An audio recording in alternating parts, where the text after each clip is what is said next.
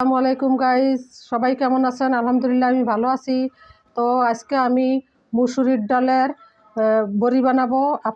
আপনাদেরকে দেখাবো কিভাবে বানাইতে হয়। আমি ডালটা আগে ভিজিয়ে রাখছিলাম, ভিজানোটা দেখাতে পারি নাই। তো দেখেন ডালটা ফুইলা কতটা বড় বড় হয়েছে আর কত নরম হয়েছে। এখন এটা আমি একটু ব্লেন্ড করে নিব। তো আমার সাথে থাকুন, দেখেন আমি কিভাবে করি।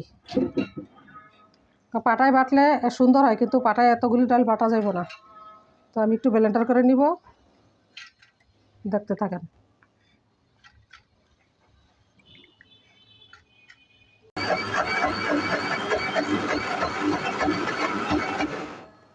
তো দেখেন এই যে কীরকম ব্লেন্ডার করলাম, কীরকম মিশ হয়ে গেছে। পাটায় বাটলে আমার অনেক সময় লাগতো, তো আমি ব্লেন্ডার করে নিলাম। তো আমি এই যে ব্লেন্ডার করে নিছি, দেখেন কতটা স্মুথ হয়েছে।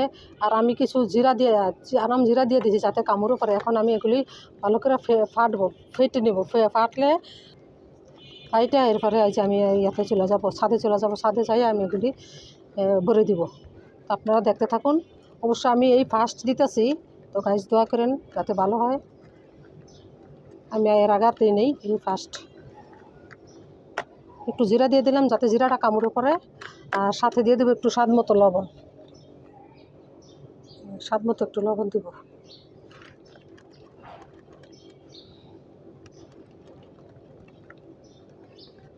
রাইস এই ডালটা ওটা ফাটতে হয়। ফাটতে যখন ফেনা ফেনা হইব তখন বোঝা যায় ওটা হয়ে গেছে। আমি এর আগে মাসকলাইয়ের বড়া দিছি, খুব ভালো হয়েছে। তো গাইজ এখন যদি এই মুসুরির ডালের বড়াটা ভালো হয়, তা আবার আমি বুটের ডালের বড়া দিয়ে দেখাবো।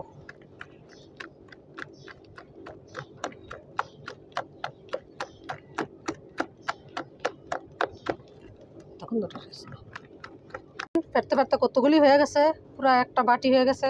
এখন দেখি পানির মধ্যে দিয়ে কি অবস্থা।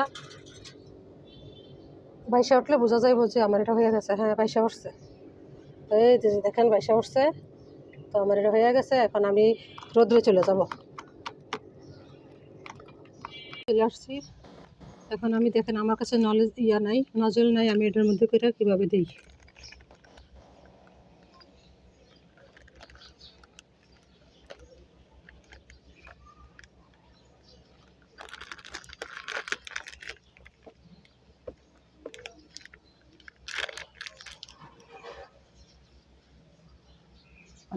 দিচ্ছি, দেখেন কীরকম হয়।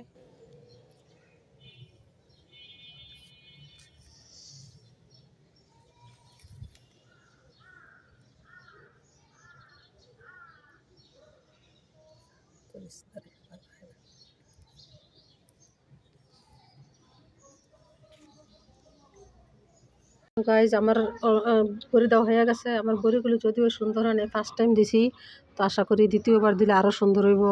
তো আমার বড়িগুলি কেমন হয়েছে লাইক কমেন্ট শেয়ার করবেন, আমার পাশে থাকবেন। আর আমার বড়িগুলি মুসুর ডালের বড়ি দেখেন কতটা লাল টকটকা দেখা যায়। তো আশা করি সুন্দর হবে। শুকাইলে আবার আপনাদের সাথে শেয়ার করব রান্না করে। তো আমার বড়িটি যদি ভালো হয়ে থাকে তো আপনারা একটা লাইক করে আমার পাশে থাকবেন। আল্লাহ হাফেজ।